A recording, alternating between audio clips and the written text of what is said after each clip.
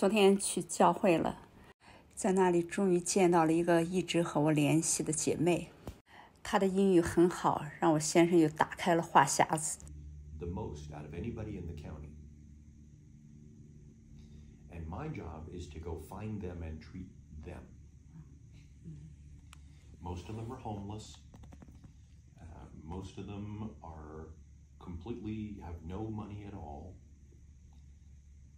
Most of them are also using drugs. And so we have to find them and convince them that instead of bouncing around to all these different places, just let us take care of you. Well, I don't know where I'm going to be. That's all right. We're going to come to you.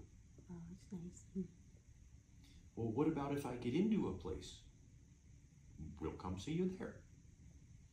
If they get into a drug rehab, we go to the drug rehab and continue providing their psychiatric service while they're getting sober, which is fantastic. Mm-hmm. And then when they come out, they've got the same doctor, the same nurse, the same therapist. That's nice, yeah.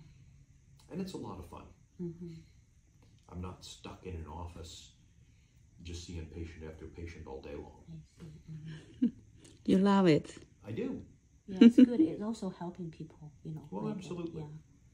And it also helps the county. Mm-hmm. Because when people are bouncing between urgent cares and hospitals, it costs the county an enormous amount of money. Oh, really? And the patient's not getting good long-term care. Uh-huh. So it costs the county an enormous amount of money, and the patient is not getting good care. So by having our team go do this, both things get taken care of. It doesn't cost near as much, and they get better care because there's somebody watching them, taking care of it, and seeing the big picture all the way through. That's good. I heard the President Biden, they said he, tried to push the mental health clinics into the communities. Have that really happened here in Riverside? There are a lot of programs, a lot of money coming in. Some of it's from the federal government, a lot of it is from the state, to do a lot more of these kinds of programs. Just last year, at the end of the year, Governor Newsom announced a program called Care Court for the homeless with mental illness, so that they could get the kind of care that we provide, the ongoing organized care. But most counties don't have anything like my group. And so that's now all the counties in California are being forced to provide this. And in fact, if the county doesn't hold up its end of the bargain for these care court cases, the judge will actually fine the county. Oh, okay. Which is one of the first times. There are lots of things that, lots of programs that point at the patient and say, well, you didn't do your job, you're a bad person. They have a mental illness, of course they didn't do well. I mean, this is the first time I've ever seen the courts turning around and saying to the county, you didn't hold up your end of the bargain, we're going to fine you $30,000 a day until you fix this. Okay, interesting. I love that. Mm-hmm. So this, oh, well, we were busy, don't care, you're going to get fined. That's great. That's good, yeah. That's going to force a lot of these counties. Mm-hmm. Now, for some of the small counties, that's going to be really tough. I don't know how exactly the small counties are going to manage that.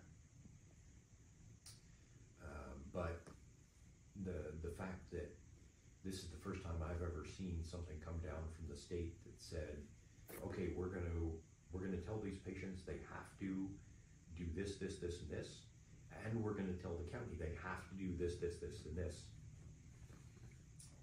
And we're not going to listen to excuses from the county. The judge can directly fine the county mental health department.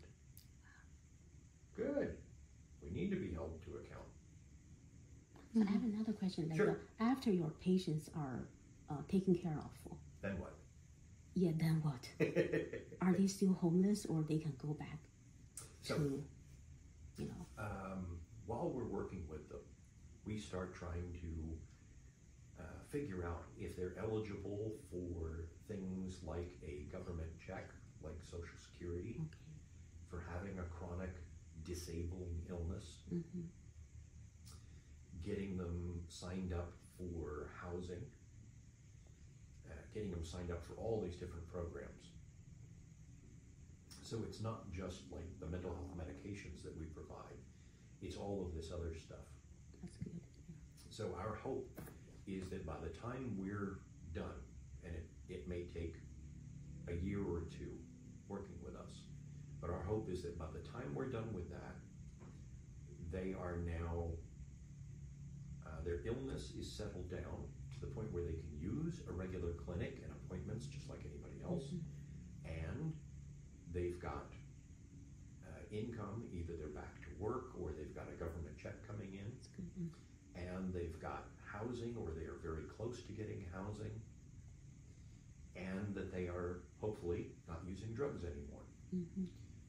We get a lot of them into actual drug rehabs for up to 3 months, and that's fantastic. I'm very proud of that, because it's, and I have to say, if I was homeless out there, it wouldn't be very long before I was using something. Alcohol, marijuana, methamphetamine, something. Right. Because it's horrible to be out there. Right. My daughter's AP government teacher. She said she was once homeless, sleeping in her car for a long time. She was pregnant too, had a baby. The baby was almost taken away. She said, those people, when they take some drugs, they feel better because their life is miserable. Just a little while. Yeah. Right. It really is the only thing that helps them to feel just a little bit better for a little while. Right. In addition, when you're on the street, if you're a target,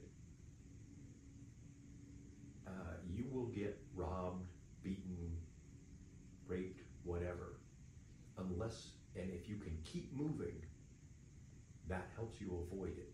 The moment you try to lie down and go to sleep, you're a target for getting robbed or beaten or raped. So a lot of people start using stimulants like methamphetamine just to keep moving. If I meet a woman who's homeless, I just assume that she's using methamphetamine to survive, because otherwise it's absolutely horrific. So when they say, "Oh yeah, I use methamphetamine, but it's because," it's like, of course you do. I understand. I don't blame you. I got no problem with that. Ultimately, we'd like to put that and your homelessness behind you. But I understand.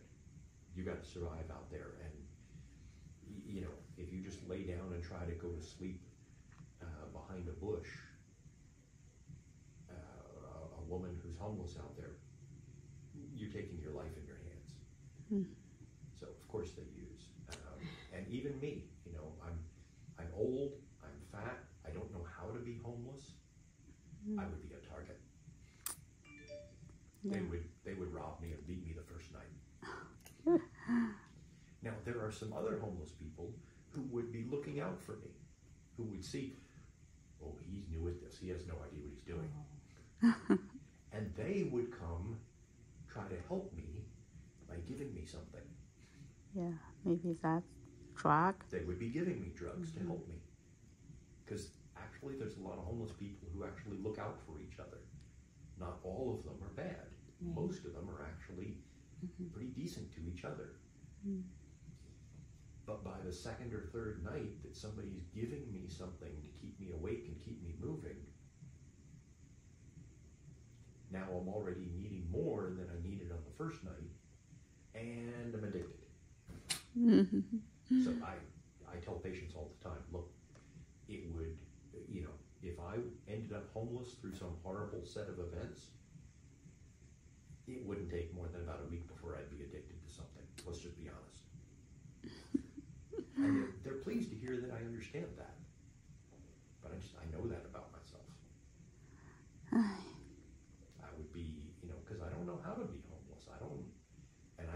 to fight, and I don't know, so You I'm shouldn't going to be worry. a target.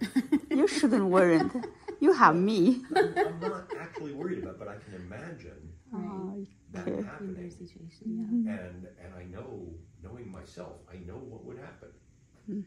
Yeah, I understand. Yeah, most time they want to protect themselves, right? Well, right. They want to protect themselves, and sometimes they're trying to help protect others. There have been a number of times that I've been out looking for somebody who's homeless with a mental illness, and I'm looking for a particular person, and the other homeless say, "Oh, who are you looking for?" And I tell them, they say, "Oh, no, he hasn't been around here. But, there's somebody who needs to talk to you. He lives in the bushes over there. He won't talk to any of us, but he talks to himself, and he talks to the bushes, and apparently the bushes talk back to him. Can you go see him, please? He needs help."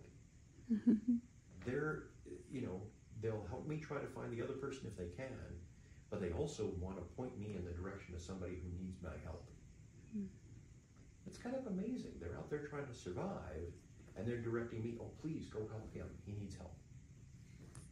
谢谢大家的收看，我们下期见。